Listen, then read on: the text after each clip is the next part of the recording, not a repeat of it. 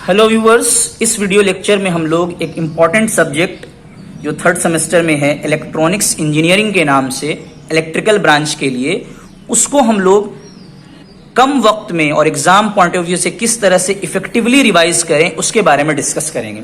तो सबसे पहले अगर हम चैप्टर्स का लिस्ट देखें तो टोटल 6 चैप्टर हमारे सिलेबस में है। पहला 2 चैप्टर जो है वो डायोड से रिलेटेड है। देखिए, सेमीकंडक्टर डायोड है और rectifier is all about application of diode. उसके बाद अगला जो 2 चैप्टर है वो ट्रांजिस्टर के बारे में है, बीजेटी यानी bipolar junction transistor and field effect transistor, उसके बारे में है। और चैप्टर नंबर 5 और चैप्टर नंबर 6 भी काफी छोटे छोटे चैप्टर्स हैं। एक का नाम है रेगुलेटेड पावर सप्लाई और एक का नाम है ऑपरेशनल एम्पलीफायर। अब हम लोग हर चैप्टर का इंपॉर्टेंट टॉपिक, इंपॉर्टेंट क्वेश्चंस क्या क्या पूछा जा सकता है उसके बारे में डिस्कस करेंगे। तो चैप्टर नंबर 1 के शुरुआत में सेमीकंडक्टर के बारे में बताया गया है कि सेमीकंडक्टर की क्या प्रॉपर्टीज हैं, सेमीकंडक्टर कितने टाइप का होता है, बायसिंग का क्या एडवांटेज है, बायसिंग क्यों किया जाता है ना। और कई सारे डायोड के बारे में हम लोगों को पढ़ना है। इसमें से लॉन्ग क्वेश्चन के लिए जो ज्यादा इंपॉर्टेंट डायोड है वो पीएन जंक्शन डायोड है और जीनर डायोड है। तो एग्जाम में अक्सर क्वेश्चन पूछा जाता है कि state and explain VI characteristics of PN junction diode या फिर explain VI characteristics of Zener diode. Zener diode से एक और क्वेश्चन आता है कि जीनर डायोड को हम एज ए वोल्टेज रेगुलेटर कैसे यूज कर सकते हैं। तो ये 2 क्वेश्चन बहुत ज्यादा एग्जाम में आता है।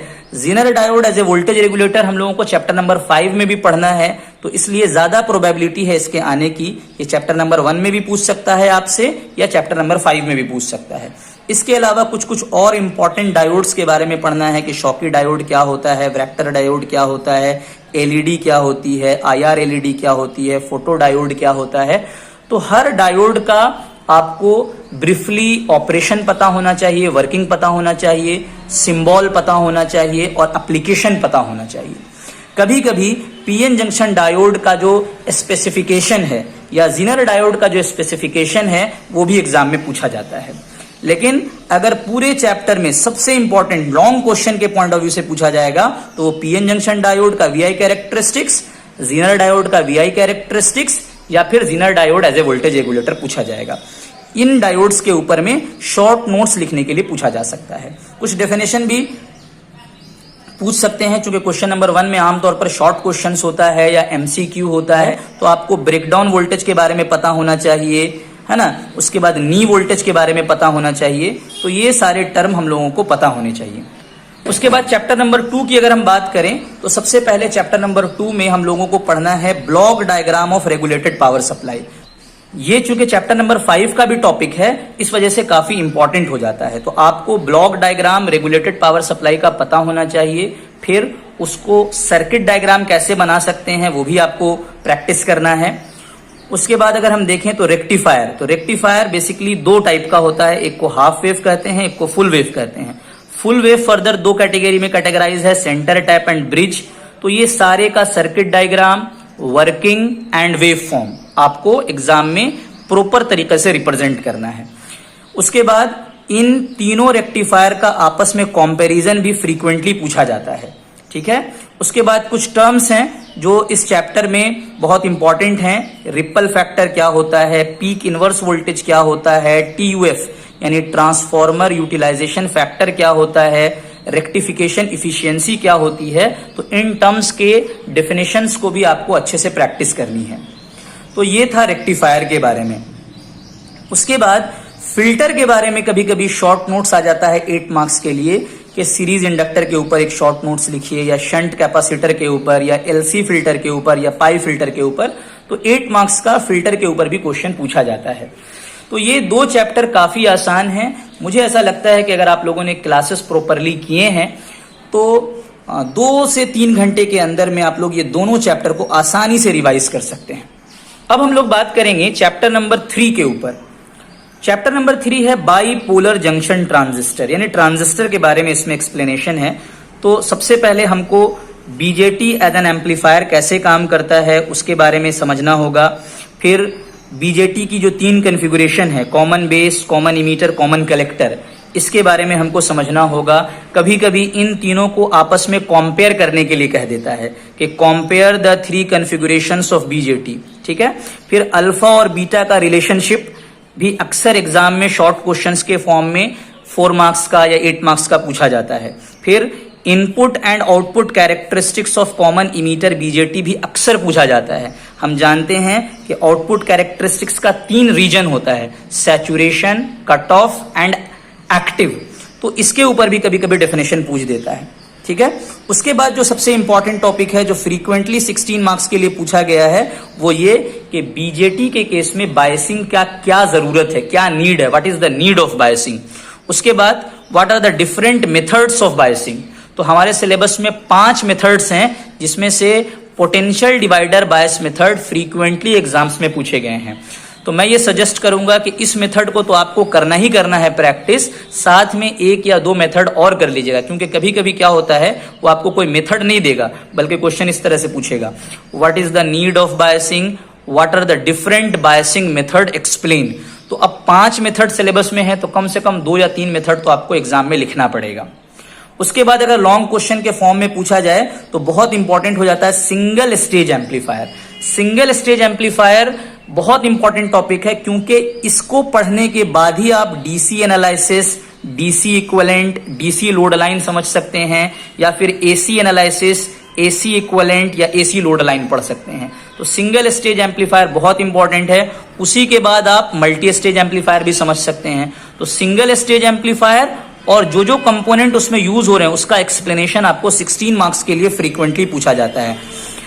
स्नैप टेस्ट की कॉपीज में स्टूडेंट्स को मैंने देखा था कि उन्होंने सिर्फ सर्किट ड्रॉ करके छोड़ दिया था, तो ये प्रॉपर आंसर नहीं हुआ। आपको सिंगल स्टेज एम्पलीफायर का सर्किट डायग्राम भी बनाना है और हर कंपोनेंट के बारे में थोड़ा एक्सप्लेन भी करना है।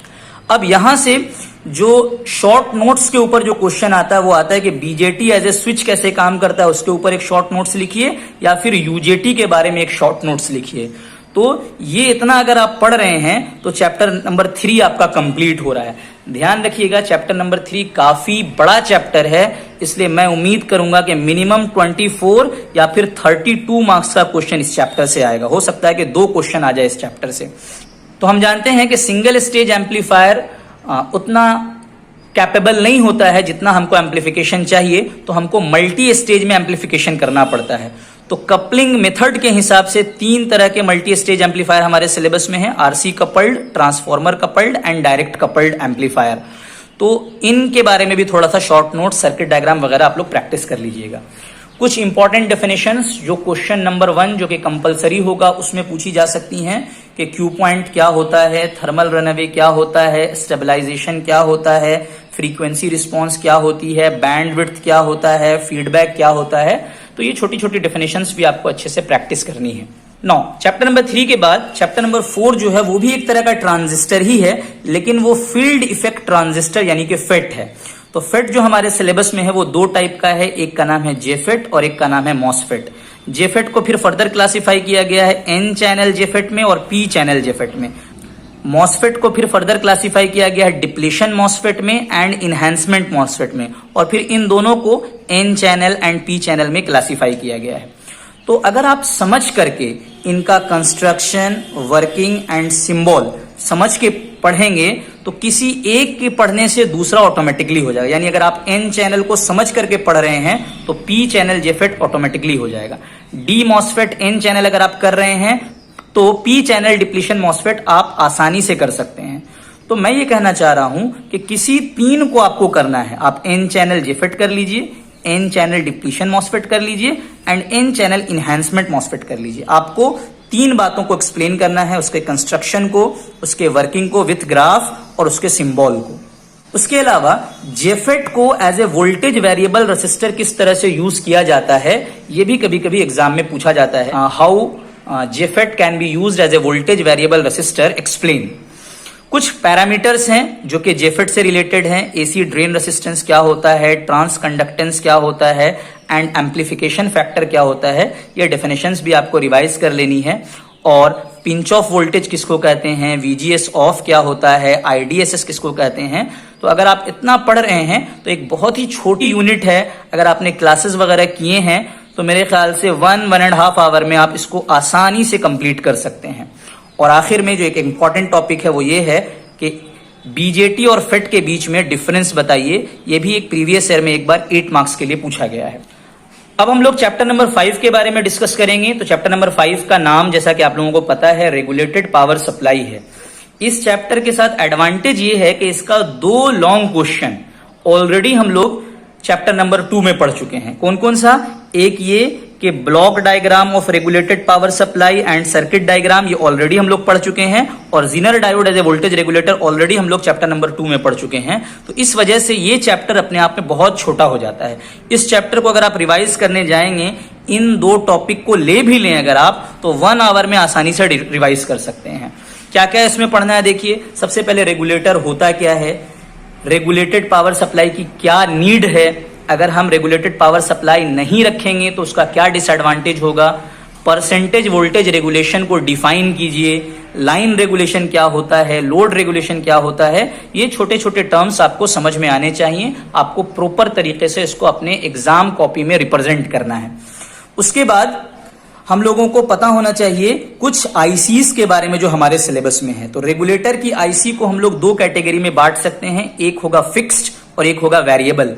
फिक्स्ड वाले में 2 होता है, एक पॉजिटिव होता है और एक नेगेटिव होता है। जैसा कि हम लोग जानते हैं पॉजिटिव वाले का जो सीरीज है वो 7-8 से शुरू होता है, यानी 78XX, यानी 7805 अगर लिखा हुआ है तो वो पॉजिटिव 5 वोल्टेज आउटपुट देगा।